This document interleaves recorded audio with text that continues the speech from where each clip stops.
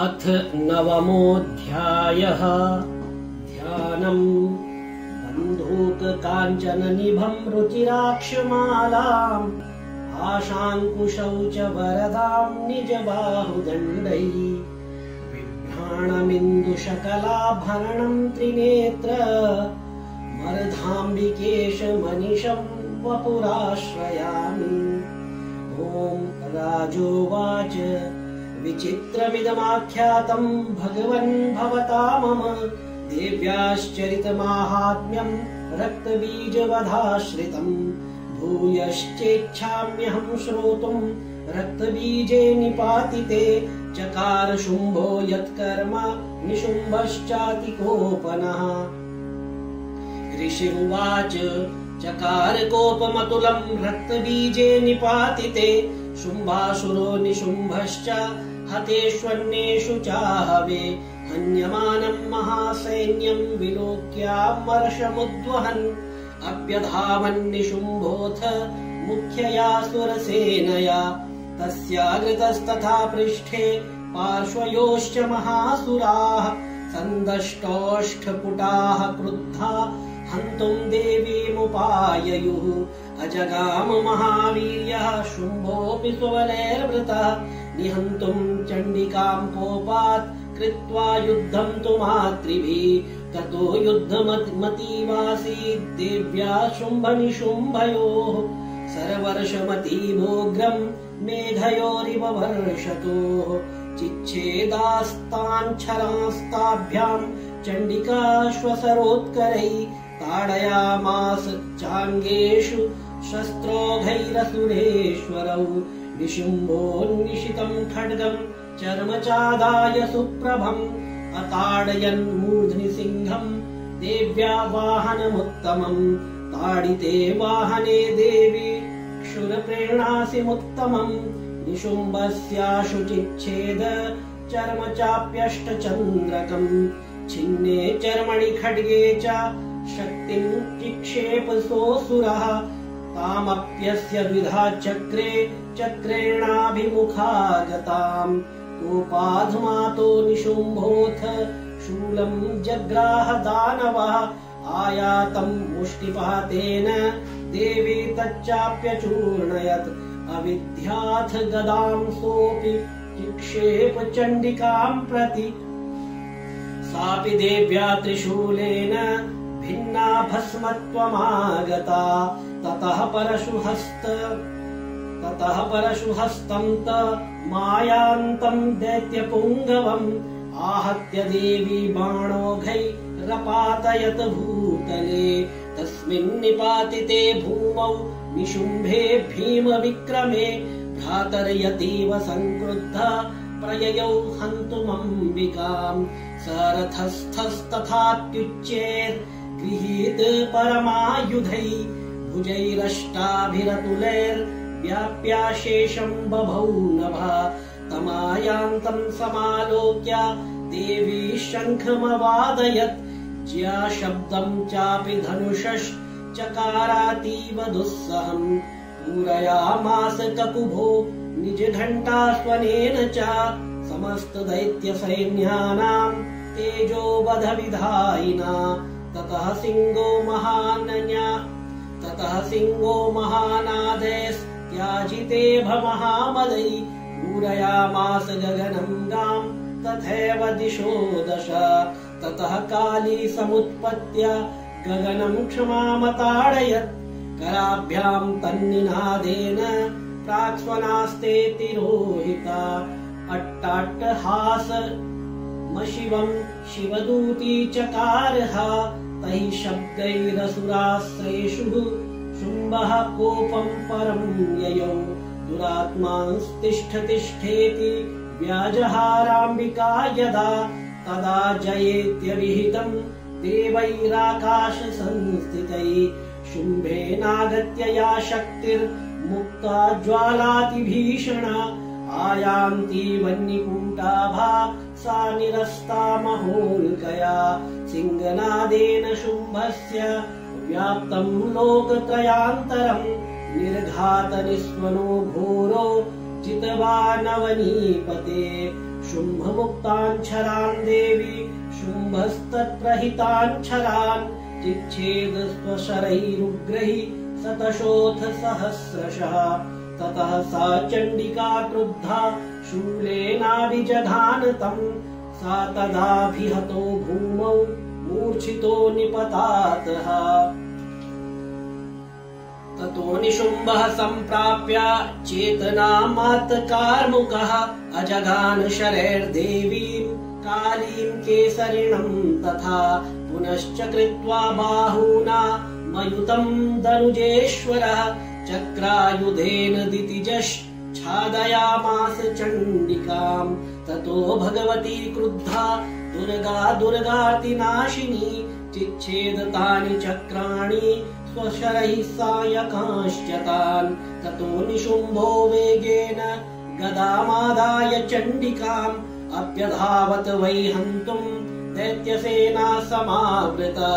तस्यापतत एवाशु गदां चिच्छेद चण्डिका खड्गेन शितधारेण स च शूलं समाददे। शूलहस्तं समायान्तं निशुम्भममरार्दनं हृदि विव्याधशूलेन वेगाविद्धेन चण्डिका। भिन्नस्य तस्य शूलेन हृदयान्निःसृतोपरा। महाबलो महावीर्यस्तिष्ठेति पुरुषो वदन् तस्य निष्क्रामतो देवी प्रहस्य स्वनवत्ततः शिरश्चिच्छेद खड्गेन ततो सावपतद्भुवि।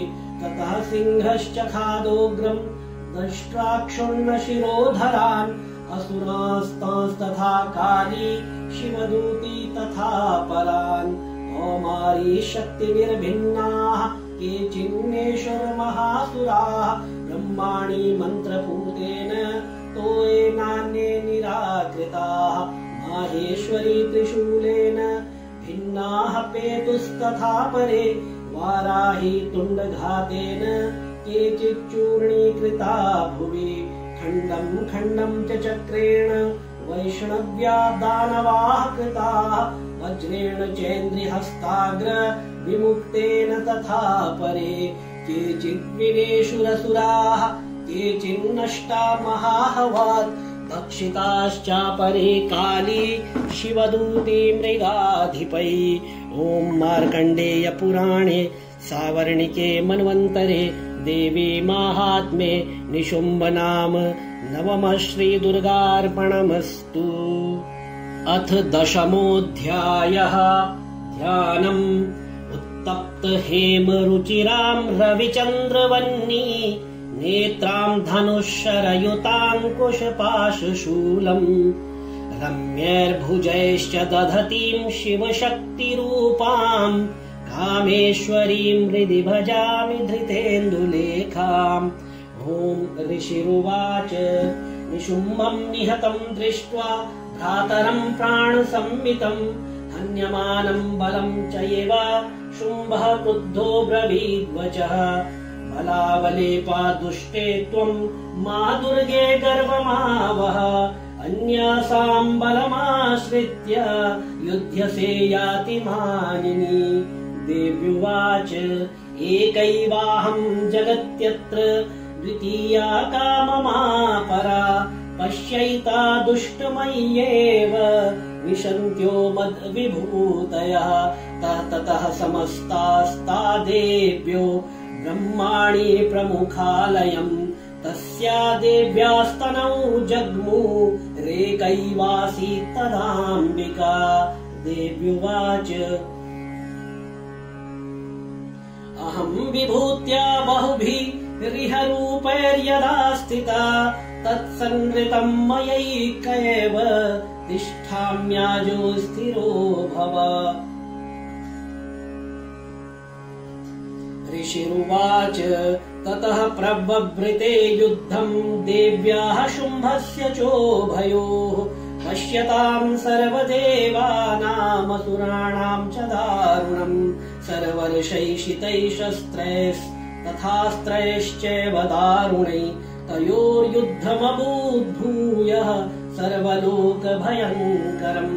दिव्यान्यस्त्राणि शतशो मुमुचेयान्यथाम्बिका भवञ्जतानि दैत्येन्द्रस्तत्प्रतिघातकर्तृभिः मुक्तानि तेन चास्त्राणि दिव्यानि परमेश्वरी भवञ्जलीलयैवोग्राहुङ्कारोच्चारणादिभिः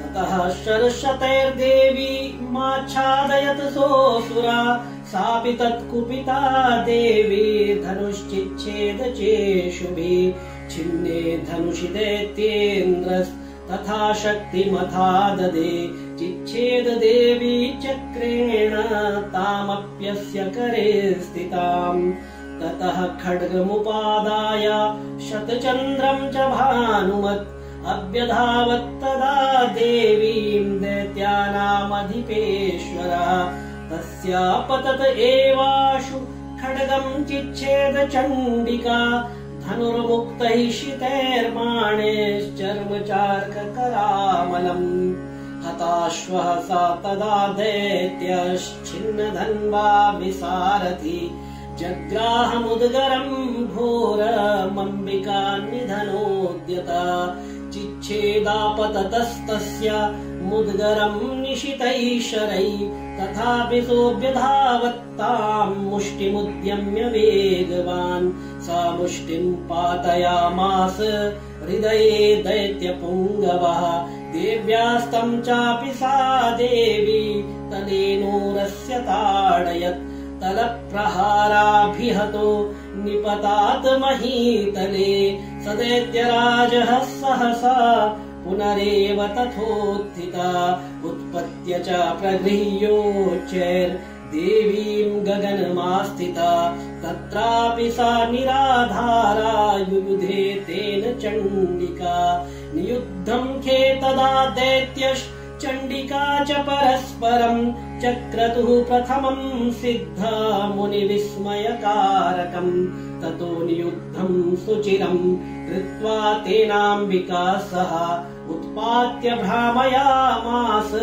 चिक्षेप धरणीतले साक्षिप्तो धरणीं प्राप्य मुष्टिमुद्यम्य वेगिता अभ्यधावत दुष्टात्मा चण्डिका निधनेच्छया तमायान्तं ततो देवी सर्वदैत्यजनेश्वरम् जगत्यां पातयामास भित्त्वा शूलेन वक्षसि स गतासुरुपपातोर्व्यां देवी शूलाग्रवीक्षतः चालयन् सकलां पृथ्वीं साब्धिद्वीपां सपर्वताम् ततः प्रसन्नमखिलम् हते तस्मिन् दुरात्मनि जगत्स्वास्थ्यमतीवाप निर्मलं चाभवन्नभा उत्पातमेघासोल्काये प्रागाशंस्ते शमं ययो सरितो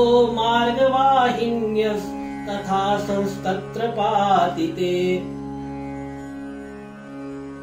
ततो देवगणाः सर्वे हर्षनिर्भरमानसाः बभूवुर्निहते तस्मिन् गन्धर्वा ललितं जगुः अवादयंस्तथैवान्ये नानृतुश्चाप्सरो गणाः वपुः पुण्यास्तथा वाताः सुप्रभो भूद्दिवाकरः ज्वाज्वलुश्चाग्नयः शान्ताः शान्तादिग्जनिता स्वनाः ॐ मार्कण्डेय पुराणे सावर्णिके मन्वन्तरे देवी माहात्म्ये शुम्भनाम दशमः श्रीदुर्गार्पणमस्तु। अथ एकादशोऽध्यायः ध्यानम् बालरविद्युतिमिन्दुकिरीटाम् तुङ्गकुचां नयनत्रययुक्ताम् स्मेरमुखीं वरदाङ्कुशपाशा भीतिकरां प्रभजे भुवनेशीम् ॐ ऋषिरुवाच देव्या हते तत्र महासुरेन्द्रे सेन्द्राः सुरावन्निपुरोगमास्ताम् कात्यायनीं तुष्टुबुरिष्टलाभात् विकाशिवक्त्राब्ज विकाशिताशाः देवी प्रपन्नार्ति हरे प्रसीद प्रसीद मातर्जगतोऽखिलस्य प्रसीद विश्वेश्वरि पाहि विश्वम् त्वमीश्वरी देवी चराचरस्य आधारभूता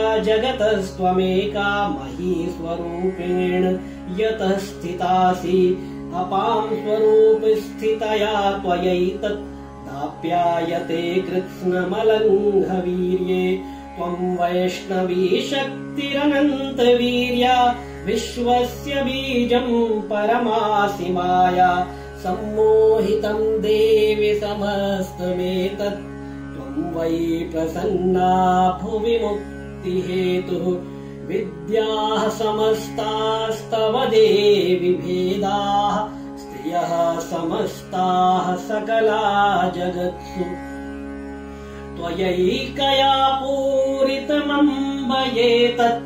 का ते स्तुतिः स्तव्यपरा परोक्तिः सर्वभूता यदा देवी स्वर्गमुक्तिप्रदायिनी त्वं स्तुता स्तुतैका वा भवन्तु परमोक्तयः सर्वस्य बुद्धिरूपेण जनस्य हृदि संस्थिते स्वर्गापवर्गदे देवि नारायणि नमोऽस्तुते कलाकाष्ठादिरूपेण परिणामप्रदायिनि विश्वस्योपरतौ शक्ते नारायणि नमोऽस्तुते सर्वमङ्गलमाङ्गल्ये शिवे सर्वार्थसाधिके शरण्ये त्र्यम्बके गौरि नारायणि नमोऽस्तुते सृष्टिस्थितिविनाशानां शक्तिभूते सनातनि गुणाश्रये गुणमये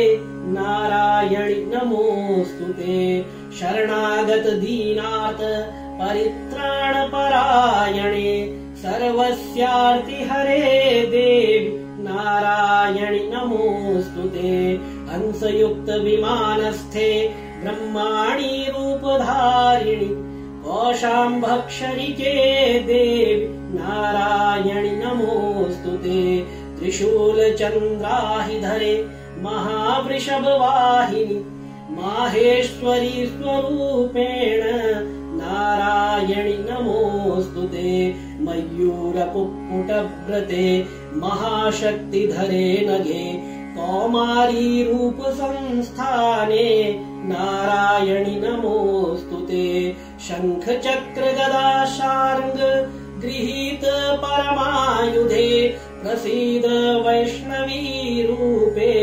नारायणि नमोऽस्तुते गृहीतोग्रमहाचक्रे दष्ट्रोद्धृतवसुन्धरे वाराह रूपिणि शिवे नारायणि नमोऽस्तुते वराह रूपिणि शिवे नारायणि नमोऽस्तुते नृसिंहरूपेणोग्रेण हन्तुं दैत्यान् कृतोद्यमे त्रैलोक्यत्राणसहिते नारायणि नमोऽस्तुते किरीटिनि महावज्रे सहस्रनयनोज्ज्वले वक्त्रप्राणहरे चेन्द्रि नारायणि नमोऽस्तुते शिवदूती स्वरूपेण हतदैत्यमहाबले घोररूपे महारावे नारायणि नमोऽस्तुते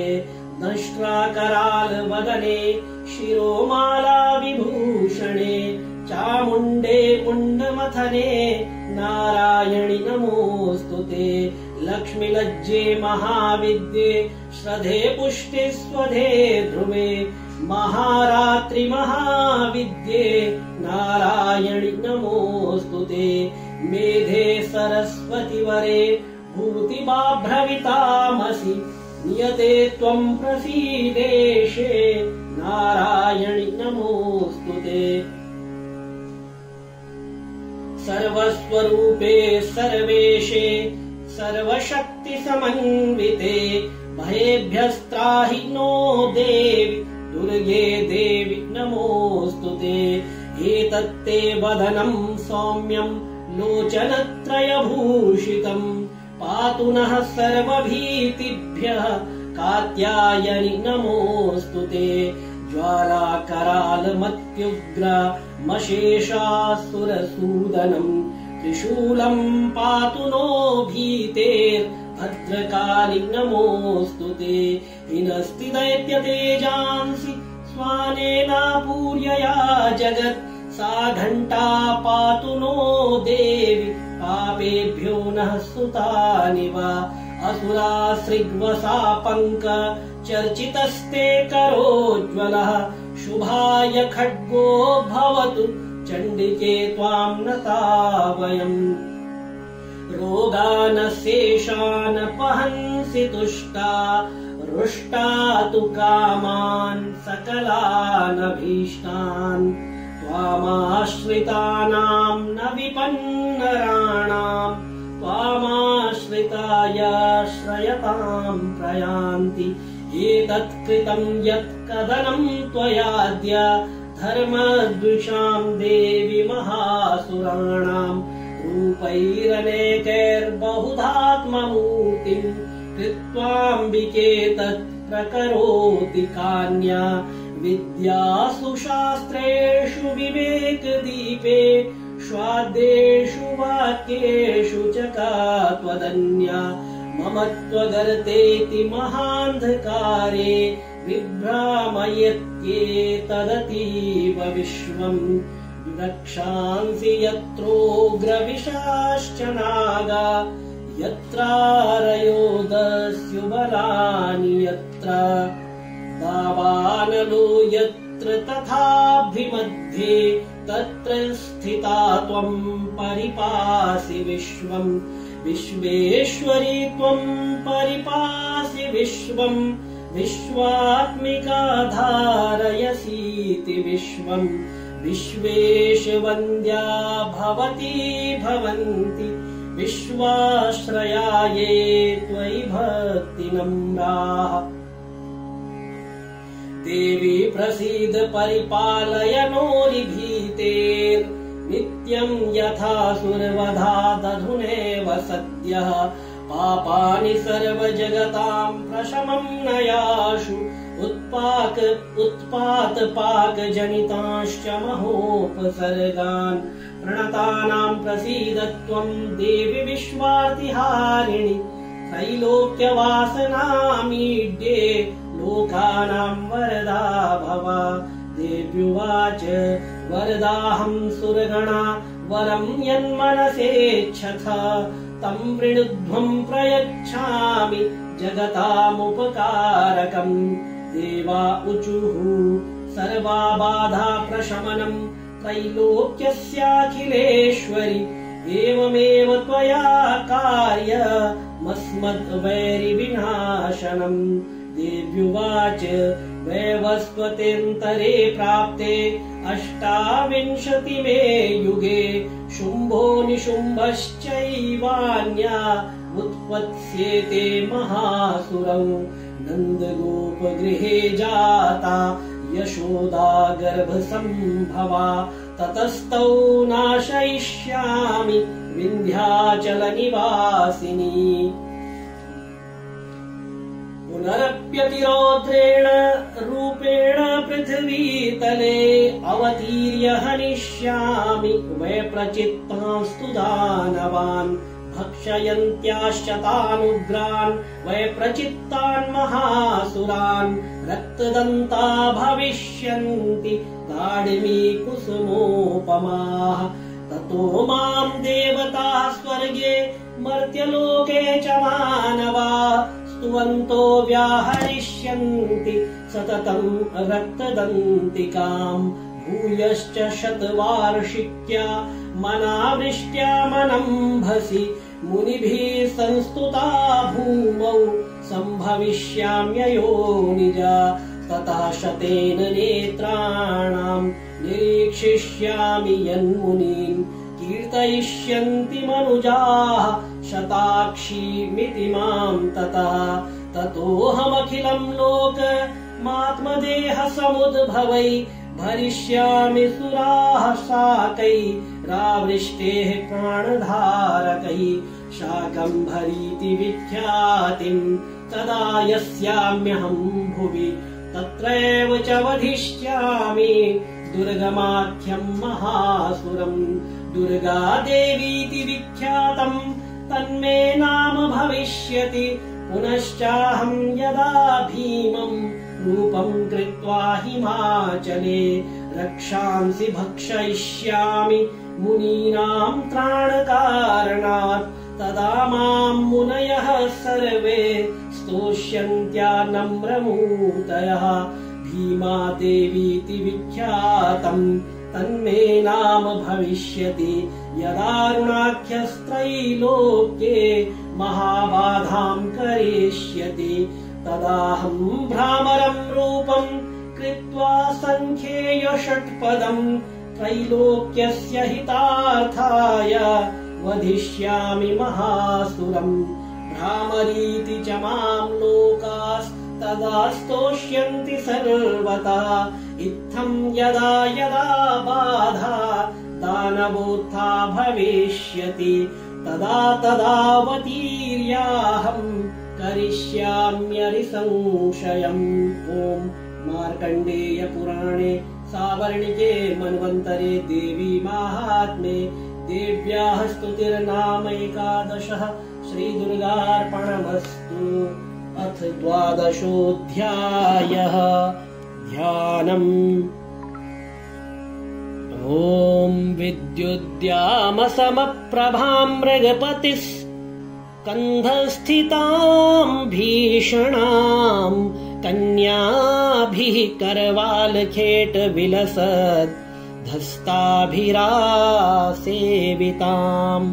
हस्तैश्चक्रगदाशिखेट विशिखाश्चापं गुणं तर्जनीं बिभ्राणामनलात्मिकां शशिधरां दुर्गां त्रिनेत्रां भजे। ॐ देव्युवाच एभिस्तवैश्च मां नित्यं स्तोष्यते यः समाहिता तस्याहं सकलां बाधां नाशयिष्याम्यसंशयम्। मधुकैटभनाशं च महिषासुरघातनं कीर्तयिष्यन्ति ये तद्वद् वधं शुम्भनिशुम्भयोः।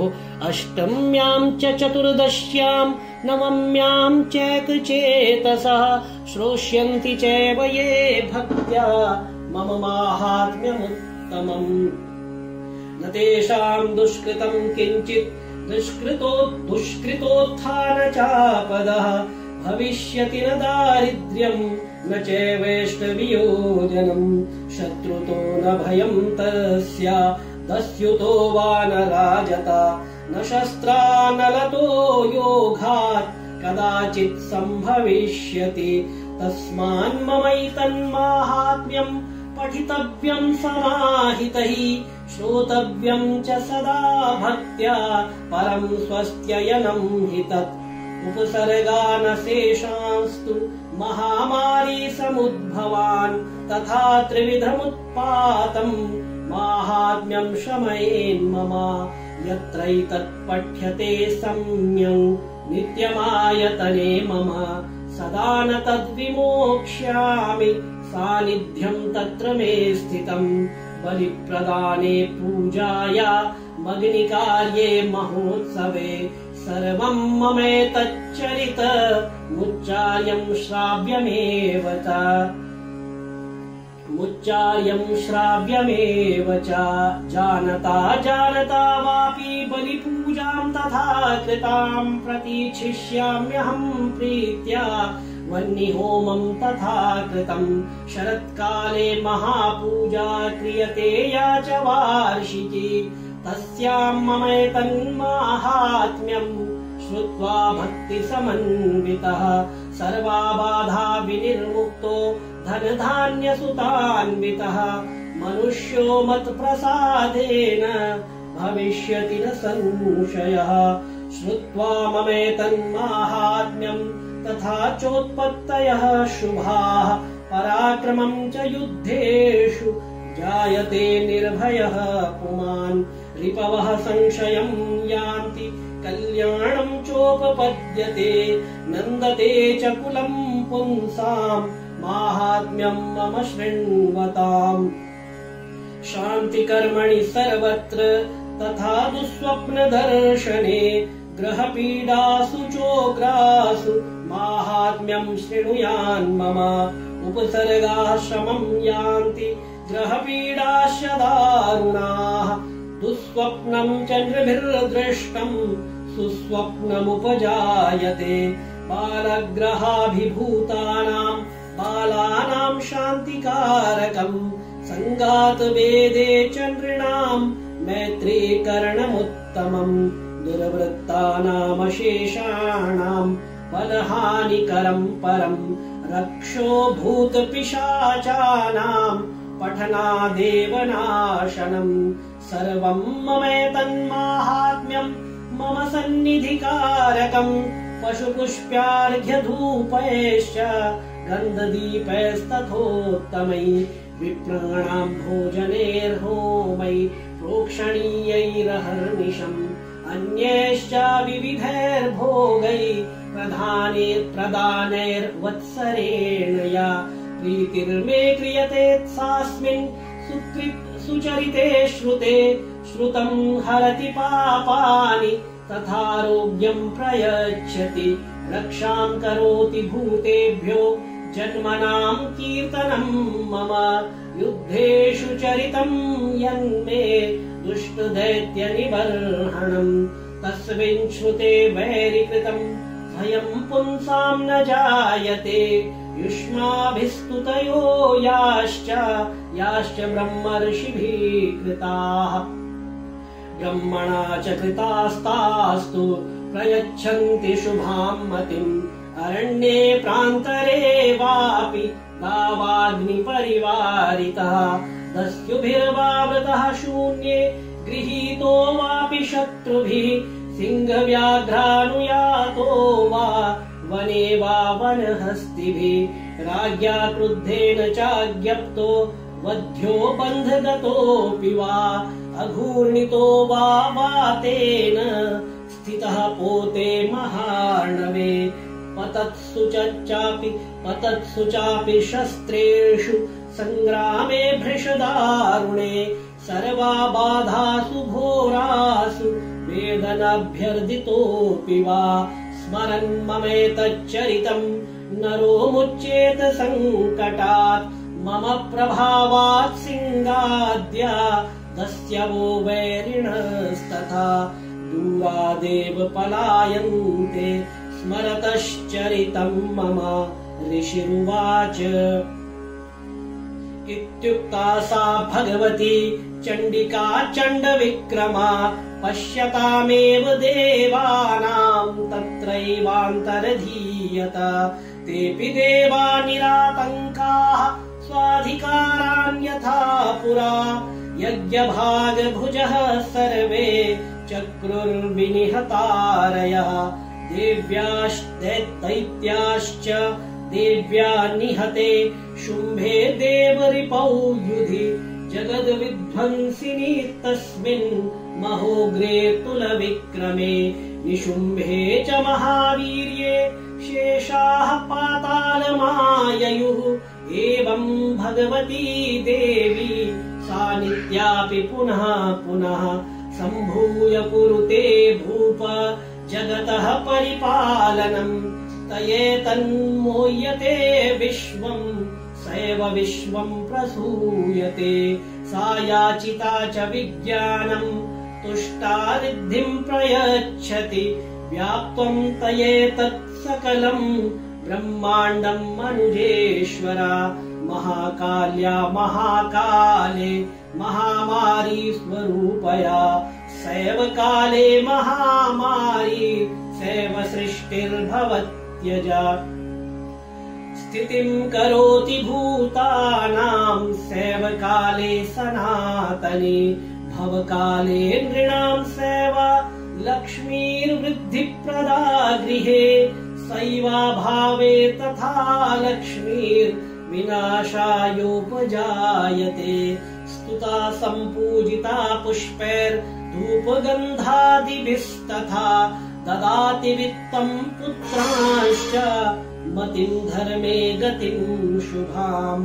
ॐ मार्कण्डेय पुराणे सावर्णिके मन्वन्तरे देवी माहात्म्ये फलस्तुतिर्नाम 12 श्रीदुर्गार्पणमस्तु।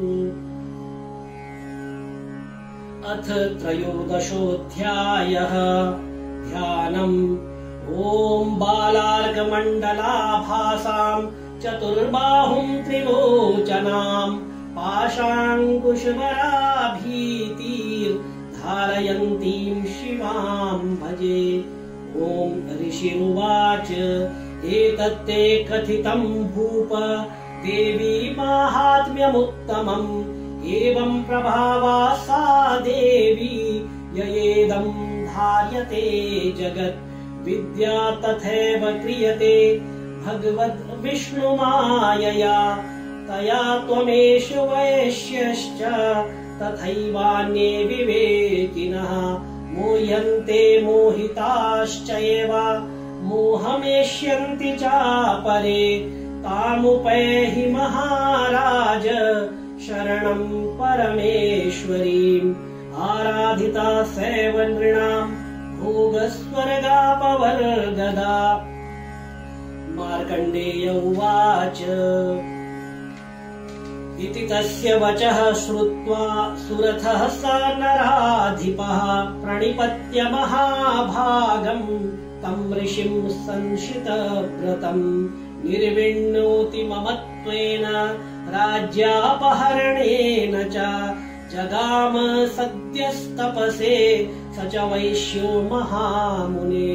सन्दर्शनार्थमम्बाया नदीपुलिन संस्थितः स च वैश्यस्तपस्तेपे देवी सूक्तं परं जपन्। तौ तस्मिन् पुलिने देव्याः कृत्वा मूर्तिं महीमयीम् अर्हणां चक्रतुस्तस्याः पुष्पधूपाग्नितर्पणैः।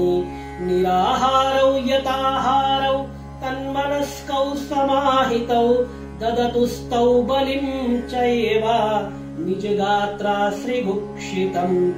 एवं समाराधयतोस्त्रिभिर्वर्षैर्यतात्मनोः परितुष्टा जगद्धात्री प्रत्यक्षं प्राह चण्डिका। देव्युवाच यत् प्रार्थ्यते त्वया भूप त्वया च कुलनन्दन मत्तस्तत् प्राप्यतां सर्वं परितुष्टा ददामि तत्। मार्कण्डेय उवाच ततो बभ्रे नृपो राज्यमविभ्रंश्यन् जन्मनि अत्रैव च निजं राज्यम् हतशत्रुबलं बलात्। ततो बभ्रे नृपो राज्यमविभ्रंश्यन्यजन्मनि अत्रैव च निजं राज्यं हतशत्रुबलं बलात्। सोऽपि वैश्यस्ततो ज्ञानं बभ्रे निर्विण्णमानसः ममेत्यहमिति प्राज्ञः सङ्गविच्युतिकारकम्। देव्युवाच स्वल्पैरहोभिर्नृपते स्वं राज्यं प्राप्स्यते भवान्। हत्वा रिपूनस्खलितं तव तत्र भविष्यति। ऋतश्च भूयः सम्प्राप्य जन्मदेवाद्विवस्वतः सावर्णिको नाम मनुर्भवान् भुवि भविष्यति। वैश्यवर्य त्वया यश्च वरोऽस्मत्तोऽभिवाञ्छितः तं प्रयच्छामि संसिद्ध्यै तव ज्ञानं भविष्यति।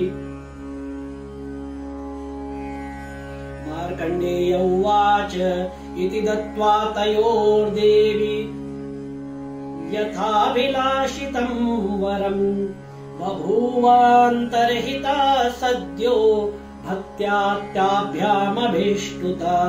एवं देव्या वरं लब्ध्वा सुरथ क्षत्रियर्षभ सूर्याजन्म समासाद्य सावर्णिर्भविता मनुः।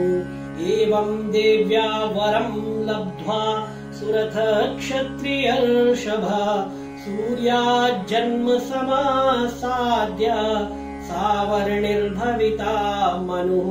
क्लीं ॐ मार्कण्डेय पुराणे सावर्णिके मन्वन्तरे देवी माहात्म्ये सुरथ वैश्ययोर्वर प्रदानं नाम 13 श्रीदुर्गार्पणमस्तु। ॐ भगवत्यै जगदम्बिकायै नमः। 13 अध्याय के बाद विनियोग पूर्वक और अंगन्यास पूर्वक नवार्ण मंत्र का जाप किया जाना चाहिए। नवार्ण मंत्र है ओम ऐं ह्रीं क्लीं चामुंडायै विच्चे। और उसके बाद पुनः फिर ऋग्वेदोक्तम देवी सूक्तम देवी सूक्त का पाठ किया जाना चाहिए। ओम अहमित्यष्टर्चस्य सूक्तस्य वादम्भृणी ऋषिः सच्चित् सुखात्मकः सर्वगतः परमात्मा देवता द्वितीयाया ऋचो जगति शिष्टानां त्रिष्टुप् छन्दः देवी माहात्म्य पाठे विनियोगः। ध्यानम् ॐ सिंहस्ता शशिशेखरा मर्गत प्रख्यैश्चतुर्भिर्भुजैः शङ्खं चक्रधनुः सरांश्च दधति नेत्रैस्त्रिभिः शोभिता आमुक्ताङ्गदहारकङ्कणरणत् काञ्चीरणन्नूपुरा दुर्गा दुर्गतिहारिणी भवतु नो रत्नोल्लसत्कुण्डला। देवी सूक्तम् ॐ अहं रुद्रेभिर्वसुभिश्चराम्यहमादित्यैरुत विश्वदेवैः अहं मित्रा वरुणो भाविभर्म्यहमिन्द्राग्नि अहम् अश्विनो भा अहं सोममाहनसं विभर्म्यहं त्वष्टारमुत पूषणं भगम् अहं दधामि द्रविणं हविष्मते सुत्राव्ये यजमानाय सुन्वते अहं राष्ट्रे सन्दमनी वसूनां चिकितुषी प्रथमा यज्ञियानां तां मा देवा व्यदधुः पुरुत्रा भूरिस्थात्रां भूर्यावेशयन्ति मयासो अन्नमत्तियो विपश्यति यः प्राणिति य ईं शृणोत्युक्तम् अमन्तवो मां त उपक्षियन्ति श्रुतश्रद्धिवं ते वदामि अहमेव स्वयमिदं वदामि जुष्टम् देवेभिरुतमानुषेभिः यं कामयेतं तमुग्रं कृणोमि तं ब्रह्माणं तं ऋषिं तं सुमेधाम् अहं रुद्राय धनुरातनोमि ब्रह्मद्विषे सर्वे हन्तवाउ अहं जनाय समदं कृणोम्यहं द्यावा पृथिवी आविवेश अहं सुवे पितरमस्य मूर्धन्मम योनिरप्स्वन्तः समुद्रे ततो वितिष्ठे भुवनानुविश्वो तामुं द्यां वर्ष्मणोपस्पृशामि अहमेव वात इव प्रवाम्यारभमाणा भुवनानि विश्व परो दिवा पर एना पृथिव्यै तावती महिना संबभूव। इसके बाद तंत्रोक्तम देवी सूक्तम का पाठ किया जाना चाहिए, जो कि पंचम अध्याय में नमो देव्यै महादेव्यै शिवायै सततं नमः नमः प्रकृत्यै भद्रायै नियताः प्रणतास्मताम्। इस श्लोक से प्रारंभ होकर के या साम्प्रतं चोद्धत दैत्यतापितै रश्माभिरीशा च सुरैर्नमस्यते या च स्मृता तत् क्षणमेव हन्ति नः सर्वापदो भक्ति विनम्र मूर्तिभिः। इस श्लोक तक वर्णित किया गया है। पंचम अध्याय में से इसका पुनः पाठ करना चाहिए।